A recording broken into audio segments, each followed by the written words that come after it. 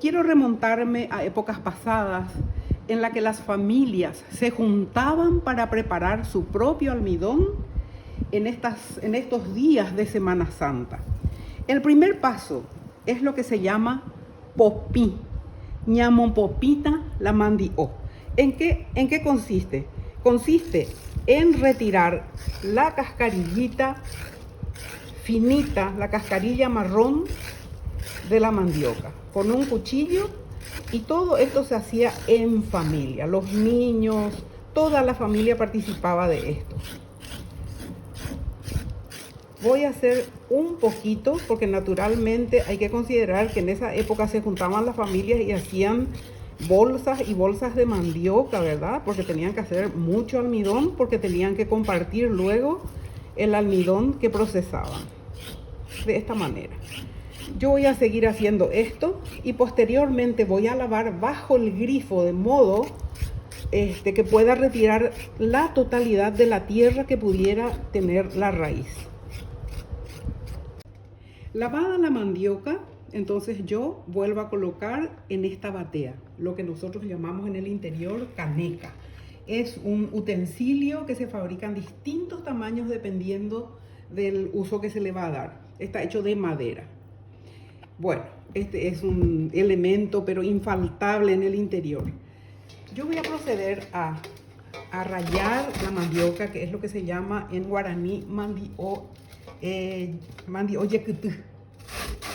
Es el hecho de rallar la mandioca. Naturalmente que en esa época no se contaban con utensilios de esta naturaleza, pero ellos se las ingeniaban y una chapa perforaban con un clavo grueso y luego colocaban por un marco de madera. Naturalmente tenía que ser mucho más grande y más filoso para poder lograr este efecto, ¿verdad? Entonces esto es lo que vamos obteniendo de la ralladura de la mandioca, del yequetú que se llama. Posteriormente esto yo voy a colocar en este mismo recipiente todo y voy a cubrir con agua para después colar, y más adelante vamos a seguir viendo el proceso siguiente. Este es el producto obtenido de haber raspado la mandioca.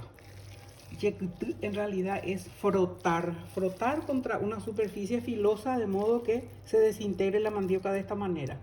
Ahora yo voy a proceder a cubrir con agua para ir separando el almidón del resto del producto, ¿verdad? De la mandioca.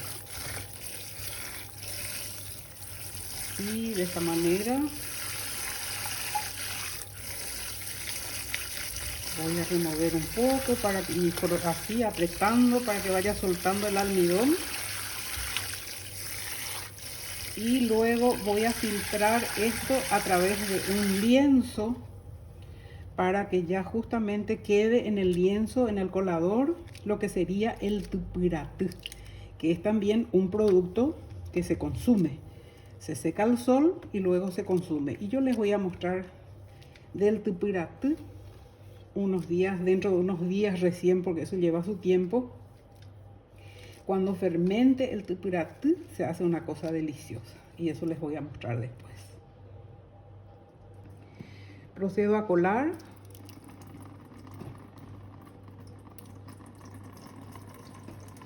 De esta manera.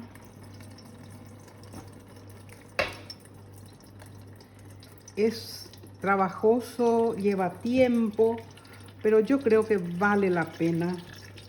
Es como un ejercicio, es como volver a las tradiciones, es como acumular conocimiento, porque vaya a saber uno qué le espera, ¿verdad? En el futuro, y tengamos que de vuelta hacer realmente el almidón de esta manera. Entonces así, es lechoso.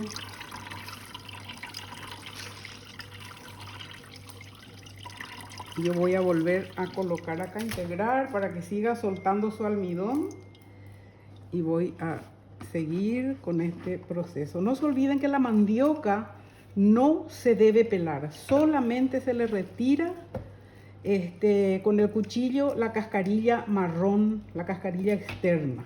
nada más. Pero no se pela la mandioca. Así yo voy a continuar hasta filtrar y lograr mi objetivo. Lo que sigue les muestro a continuación. Bueno, esto es lo que queda después de colar, después de filtrar el producto, ¿no? Esto se llama tupiraty. Esto también se extiende al sol sobre un lienzo limpio. Y yo voy a reservarme una parte para hacer unas bolas así. Y esto en 3 o 4 días va a estar completamente agrio.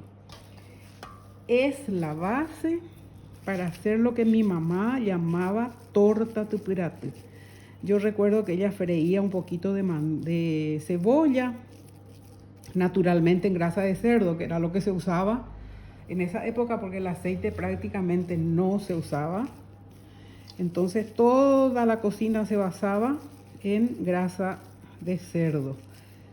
De esta manera, un poco de sal y le agregaba un chicharroncito que hacía de la grasa, de la pella del cerdo, ¿verdad? Entonces ese chicharroncito le agregaba a la cebolla en la sartén y esto se desmenuzaba y se mezclaba todo, se amasaba un poquito y se hacía unas tortitas chatas que mamá cocinaba sobre la plancha del fogón que teníamos en ese tiempo. Y esto, miren, esto es lo que va a dejarnos el almidón. Yo procesé aproximadamente 5 kilos de mandioca. Esta agua está turbia, está amarillenta. El almidón se va a precipitar y esta agua va a quedar transparente. Y es ahí cuando uno echa el agua que está encima del almidón y ese almidón que queda en el fondo también se extiende sobre un paño limpio al sol para que se seque.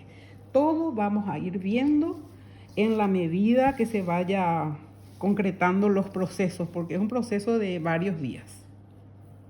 Aquí estoy extendiendo el tupiraty al sol hasta que se seque.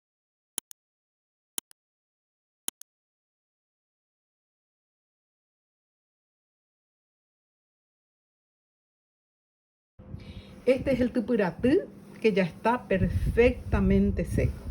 Ahora voy a guardar en un frasco de vidrio para cuando quiera utilizar.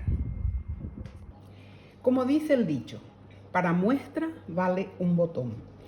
Hemos obtenido realmente muy poquito almidón debido a que el tenor de almidón en la mandioca en esta época es muy bajo. La época ideal realmente es en junio, julio, porque yo recuerdo que para las fiestas de San Juan suelo preparar comidas típicas, que es lo que se hace en esas fechas, y la mandioca está absolutamente óptima en su contenido de almidón. Se nota por la diferencia hemos obtenido mucho tupiraty, ¿verdad?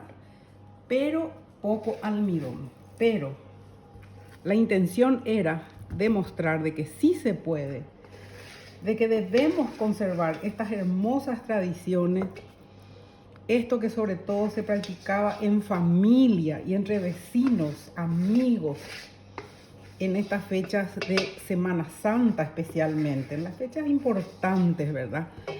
Bueno, ahora esto yo voy a tratar de quebrar un poquito, de modo que pueda llevar al sol y se pueda secar. La cosa, como les dije, es demostrar que sí se puede.